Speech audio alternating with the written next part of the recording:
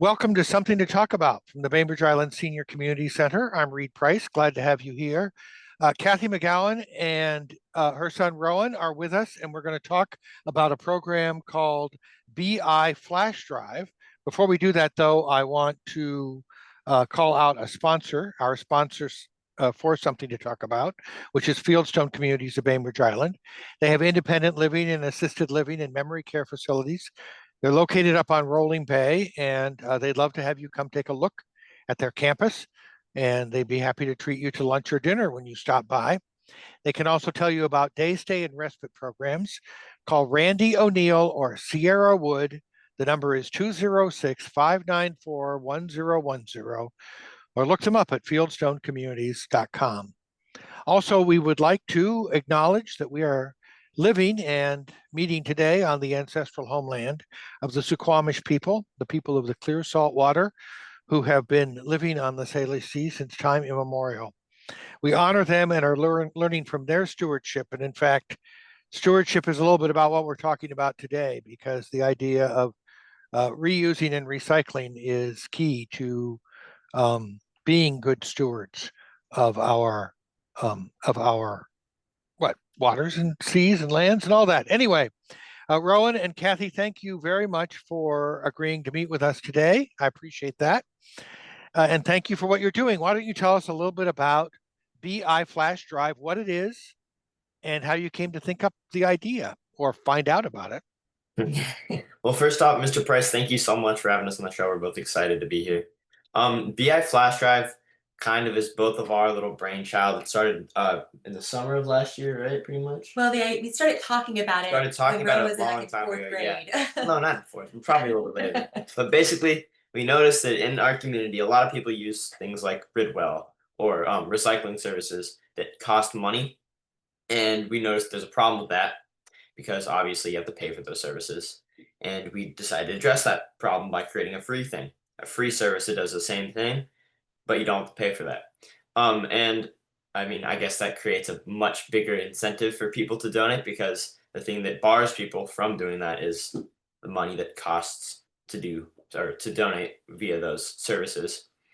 And it also just increases the convenience of it too. Having us drive around and pick up the donations makes it a lot easier for people to agree to do it because they don't have to drive somewhere and spend gas money to drop off their donated goods.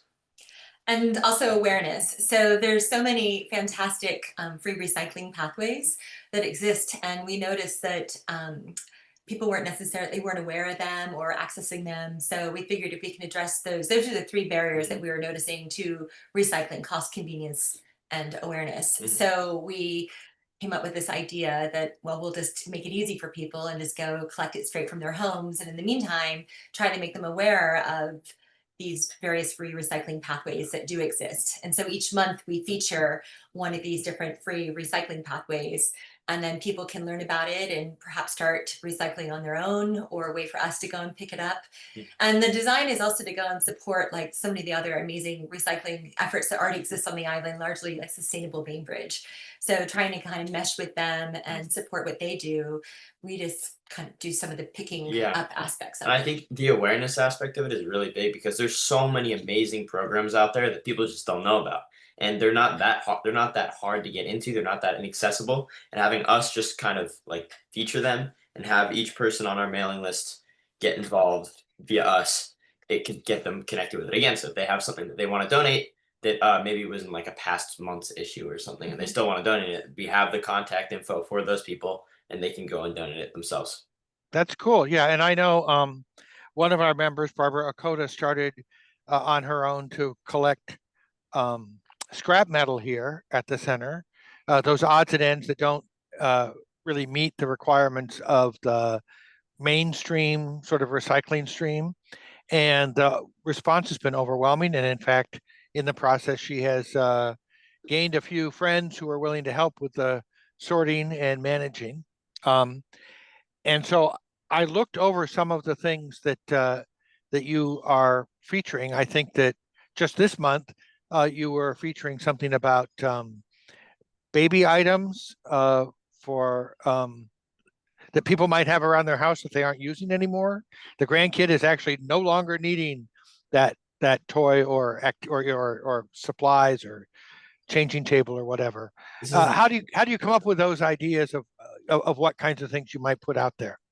I mean, we kind of just look out and find the organization that we want to feature, and we kind of just do what makes sense in terms of like what the month is and making it a little bit different, and sort of timing it with other things too, like the time of the year. Like if people they don't have like if they're it's a time of the year that they're not using a specific item, then we'll Uh-huh. time it with that a little bit. Yeah, I think like for example, you're getting ready to collect camping gear, right? Yeah, Exactly. yeah, and it's the end of the summer. People might not use it anymore. We take the camping gear and we donate it. The other thing that happens is that we've had people start to reach out to us and request a flash drive. So Yeah. One Heart Wild, which is an animal rescue sanctuary in over in Kitsap, they had reached out and they could really use a lot of leafy green vegetables and perhaps like frozen vegetables that you have in your freezer that expired that you no longer need. And blankets, but there's a certain time of year that they have a higher need than others. So then when we design the calendar of what we're going to collect in that year, we fit them in a particular month that will serve them best. Yeah. So like what makes sense best for the organization on top of like Yeah, yeah. got it. And another example, the STEM teachers through the school district, they have a certain time of the year that they actually are sometimes a little lean on things. So they had reached out and we're going to run a flash drive for them and collect items that would help them out in the classroom. So, and a lot of these things too are listed on Sustainable Bainbridge, but again, it's like making people, if you're not locked into that, or making people aware of it, or just again, making it convenient Yeah. and coming by. Right, that's the part that we haven't quite gotten to, which is how you let people know about it. And I did see that on the Sustainable Bainbridge, you have a web page that lists some upcoming things, but you also use email, right? Yes, yeah. We have a mailing list, an email list that we post it out there. If we send the email to you, then you can add yourself onto it by just stating like your name and your address and then whichever month that you want to be involved in, right? Right. And then we also have an Instagram too. So you can follow our Instagram. We have links to basically everything you need to know about the organization, and you can get it through there as well. We also posted on Buy Nothing Bainbridge and on We Live on the South End of the island, so in some of the other South End groups. Yeah. This first year we were just finishing up, and that was our pilot year. So we wanted to kind of run it and test things out and kind of see how things worked and kind of iron out some kinks. So it's designed to be scaled up into a larger sort of production. So that's why we've scaled down our outreach at this point, just to kind of get some learning points. Correct me if I'm wrong, but I believe at the beginning we originally started with those Facebook groups of specific neighborhoods. Like we live in Fort Ward, and our neighborhood has like its own Facebook group, and we reached out through that, and that was kind of like the original like snowballing thing. As we started there, and we saw people like it, and we transitioned that to the whole island. So how much work is this for you guys? How many hours? I mean, you got to be donating a lot just in organizing and then collecting. I mean, it really varies. Some drives are a lot bigger than others and take a lot more time. There's some drives where I'm driving for like 5-6 hours or something like that, and then other ones where I'm only driving for like an hour or two. But I think that's the beauty of this, and again, to sort of show people how easy it is to recycle and free, is that it really doesn't take a ton of our time. Again, like Rowan said, it depends upon what we do, but it's one day, and each time we always send out a follow-up email to our group, and also we posted on Instagram, just showing you, for example, in just 1 hour, we collected maybe like 2,000 books. So you can do a lot in a little amount of time. Yeah. And it doesn't take that much effort. The back of my truck fills up so fast. There's some drives, and quickly, there's some drives where I have to go back to my house, unload everything, and then go back out within like the first hour or so. Right. I forget which one it was, but a couple of houses donated like 10 massive boxes, and I was on like house 3 of maybe 11 houses that I had to do that day, and I had already filled up the truck, and I had to go back and then unload it and then go back out again. But that's kind of the beauty of it too, is I like seeing the truck fill up. I like seeing how the community can like come together and donate stuff, and sort of I like seeing how it fills up. It gives me some happiness. And then how difficult is it to get the collected goods to the right direction? Are you like driving to Tacoma or Seattle or? Pretty much, we can send some off via the mail. Like I've gone to the UPS store and dropped off boxes plenty of times, but there's some other like more local ones. Yeah, I see, like, He's for driving. example, you're doing a shoe thing with Zappos. Yeah, So that would be a mail that we thing. send them off. Yeah. Yeah, but the more local ones, like didn't we do the what's it called, the International Rescue Committee? We dropped it off there, right? We Right. drove down there. The majority of them are local, so hyper local, and also we can mail for free via UPS or USPS. The ones that are off island, so in the example that Rowan just gave at the International Rescue Committee, we just time it when we know that we're going to be over in that area. So It's really not that hard. yeah, it's not. Yeah, It's when you're in Seattle, you just fill up the car and then you drive down there. But So, yeah, we do can't like let to Rowan focus in on his local truck ones. go anywhere, right? what was that? What was that? We can't let Rowan in his truck ever go anywhere else. Yeah, yeah.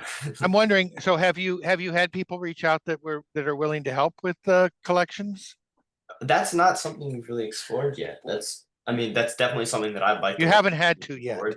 But I mean, with the two of us, we've been fine so far. There are some times where it would be extremely helpful to have like maybe another driver or two. And, but no. It's a pretty efficient Yeah. operation, if you will. And when we do scale things up, we would explain that Yeah. to others. We've had some people reach out offering to go and help drive and to scale things up, but we haven't really had the need yet for extra drivers. But Yeah. when we start scaling it, we for Probably. sure will. So, Two is like enough now, but there's some times where it gets it's a lot of driving. Okay, Diane Landry Red. from Zero Waste, you have a question? Yeah, Rowan, what happens when you graduate? Well, that's the interesting part. I'm going off to the University of Virginia on the East Coast, and I'm hoping to study commerce there at their McIntyre School of Commerce, and maybe bringing this over to the East Coast is something that I could be interested in. I'm really focusing on studying commerce with more of like a sustainable approach to the idea of business and all of that. And I think that bringing BI Flashdrive over to the East Coast and expanding might be something that would help me, develop my interest in that and help build the organization. and to add to that is our Rowan's younger brother, Bo, is Oh, also yeah. involved with this. So he's going to be a sophomore in high school. And then the way this whole program is designed is to be something that you can replicate in other cities. So already right now we have a small group over in Seattle that's starting to run flash drives when we run flash drives. And then another neighborhood in Oakland, California is also starting to run these flash drives whenever we run these flash drives. So we share the calendar with them, and they know the model, they know kind of the drill, and they don't have a animal rescue. They look at their animal, they try to find a similar organization in their neighborhood to sort of mirror the flash drive that we're running on a particular month. And we like that because the idea of having all these neighborhoods, that would be the goal, these neighborhoods in various parts of the country running flash drives at the same time, collecting the same stuff and showing how communities can come together and make a difference in this micro level way is something that excites us. So it'd be very easy for him to replicate it in Charlottesville. You just gotta find some people who have like the same level of passion for it, who wanna make a difference, or you want to clean out their closets. Quite frankly, it helps. Helps. Yeah, I mean, them. I think that one of the things that we recognize is that increasingly it's painful to take stuff to the landfill. It's like there should be we want the minimum amount of that to happen. Part of it we can do on the packaging side, on the corporate side. Maybe they can think of better ways to package things so the packages disappear or don't cause as much problem, or themselves can be reused. But yeah, I think the idea of used camping gear, finding another home, is great. I mean, one of the things that we are grateful for here at the center are people who donate clothes that are lightly used or housewares to the waterfront thrift store, and they get another home. I got a new hand mixer yesterday that didn't go in the landfill. It went to my house. So that kind of stuff is great. And I'm impressed with the idea that you guys have launched this. If somebody wanted to sign up, is the best way to do it to find the link on the Instagram or the Sustainable Bainbridge page?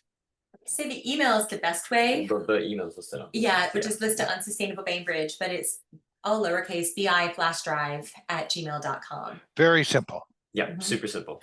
Just shoot us an email with your name, and your address pretty much, and whichever one you want to do. And then we'll Okay, add you to the list.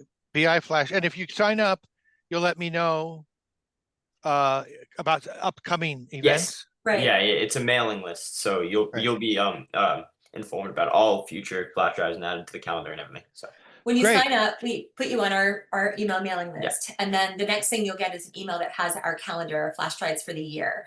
And so that kind of helps people look ahead and kind of start planning. And if they want to start recycling themselves sooner, they can. If not, they can kind of start organizing their items, and knowing that in a couple, a certain month, like say in February, a certain flash drive's coming up, and be ready to recycle. And then we also send out the flash drive each month, or announcement saying that this flash drive is happening, this is the organization that we're featuring, and this is what we'll be collecting and when. And then all you have to do is send us an email saying I have something, and stick it outside your front door, your designated pickup location by a certain time, and that's it. And we take care of the rest. and we usually start around 11 a.m. like when we do our drives. We start at 11 a.m. Just so you know, if you're too late, get up in the Yeah, morning yeah. and do it first thing if you didn't Yeah. the night before. Diane, you have another comment? Yeah, just to say how it's spreading, like you said, yeah, Oakland and Seattle, people there have they reached out to contact you? Or how These are did it people that work? we know Yeah. who are excited about the idea, and they wanted to start doing it themselves. So Okay. that's how it's starting to kind of spread that That's way. kind of the idea, right? Is that like you have someone in another community that knows you, right? And they see the idea, they think it's a great idea, and they think they should replicate it themselves in their own community. And again, I should underscore, this is still sort of this pilot stage where we're working with the snowball effect for recruitment.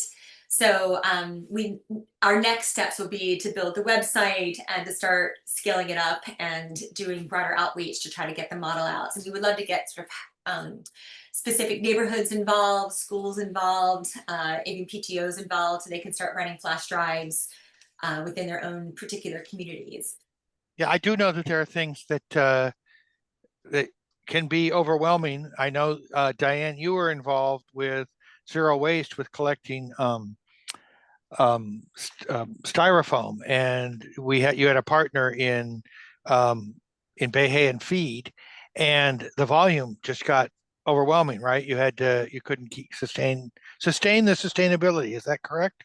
Yeah, well, we just didn't have a backhauler, somebody who could haul 40-yard truckloads away. So yeah, that was the scale. Yeah. Yeah, That's and the so scale. that's sort of the risk you have, I guess, with something, or maybe the frequency. If you were going to have a group that wanted to do styrofoam or something like that more often, then you wouldn't get this huge backlog probably. But that's a specific item. I don't want to go too far down that road about whether that's, because mostly what it looks like you're doing are repurposing goods that can be reused. When I look at your list, is that primarily That's true? part of it. We do also recycling programs as well. So recycling is also a big part. Right, but it is mostly repurposing. So things, but things too, and again, to underscore accessibility, things that maybe some fee-based services will go and pick up for you. People can go and recycle them on their own for free, and it's things like that. So to kind of getting them back into these free recycling channels. So I should also add, we had some of this idea was born out of these recycling programs that we did through the schools. Back when my kids were younger, we did a shoe recycling program and a plastic film recycling program, and they were pretty successsul. Especially the shoe ones at Sakai, those were big. I remember being like little and walking into the gym. There's just a mountain of shoes there that Well, it was got. designed so that the students would actually do all the work and collect them. So we end up collecting, I want to say, Wait, we have like in like 3 days, over 3,000 pairs of shoes. And then with the plastic film, which Diane helped us a lot with, we end up, that was through the national, that was the Trex company has this plastic film recycling challenge, and we ended up winning it. Sakai did. We collected more plastic film than any other school in the country of its size. And what we learned though is these are free ways that you can recycle, because the plastic film, then you take it to Safeway or you take it to TNC. And then after that, we would still see that plastic film wasn't making its way into these bins. So, and the same thing with shoes. We would see shoes sort of getting thrown out, and yet there's these free ways to recycle them. And so that was kind of what started this whole idea. And then recognizing that the need's there, but it needs to be convenient and people need to be aware of it. But the Diane, scale's an issue. another Diane? Yeah, I just wanted to say two things. One about the plastic film recycling. Kathy, I think you guys doing that brought a real attention in the whole community to that people could go to Safeway and TNC and recycle this film when they saw what you were doing. So I think that's a lasting effect from your drive that year. I also Um, see bins for plastic film in like a bunch of people's houses. It's definitely had a people didn't know about it beforehand, and now a lot of people do. So it's really interesting. Yeah. Yep, And I've the got a second thing bin. is, I've got a bin. Go ahead, Diane. well, the other thing is from you guys discovering these different nonprofits and their needs. Like I was just able to add your September pickup, Northwest Hospitality, able to alert our Rotary Harvester chairperson to that this is one group that they might want to reach out to add to their harvester list, like somebody who might want to come to Rotary after the sale and get stuff for their organization. So keep finding those, please. That's the part that gives me goosebumps though about it. Not to sound cliche, but I love this community building part that happens where you can kind of work together and kind of shore up different ends of it. And I mean, I love that you share that, Diane, because that's kind of what you're hoping for. And I know you have things on your list that we're seeing if we can go and feature and highlight and get it out there. And that's another thing we think about a lot is you hear a lot of living on Bainbridge of what you can't do because we're an island, but we kind of like to think about it a different way. There's a lot that you can do because you're an island, and we're trying to build that up. And I think community building is something Bainbridge does really well. And why not capitalize off of that and try to bring things up and work on recycling and that kind of effort. Yeah, I feel as though you definitely are a shining example of how just a couple people, 3 people, whatever, can make a big difference. And it turns out to be, I mean, it's obviously an avocation, but as I think Diane said, the idea of every time that we think about how something that we're holding in our hands can go somewhere better than the landfill, we get better at imagining alternatives, which is really almost more than half the battle, is to start to think about the idea that I don't have to throw this away. I probably don't have to throw this away. So I really appreciate you taking the time. I know I did not know about this until last week. I'm going to sign up and get your emails, and biflashdrive@gmail.com. Pretty easy to remember. Yeah, we'd love to. We already have, I want to say, close to 200 people on the list, and we started this Under 200 people, yeah. Yeah. Less than we started maybe a year less, ago. yeah. So just with this real simple approach. So we would love to go and add you to our list. Yeah. You can watch your email and I'll be there soon. Anyway, thank you both for explaining this and for the work you're doing, and best of luck, Rowan, in replicating this on the other side of the country. Yeah, thank you so much. Yeah, thank you so much for giving us this platform. We really appreciate it. And we love the questions. We love questions. Great. And thank you, Diane, for joining. You added a lot to this conversation.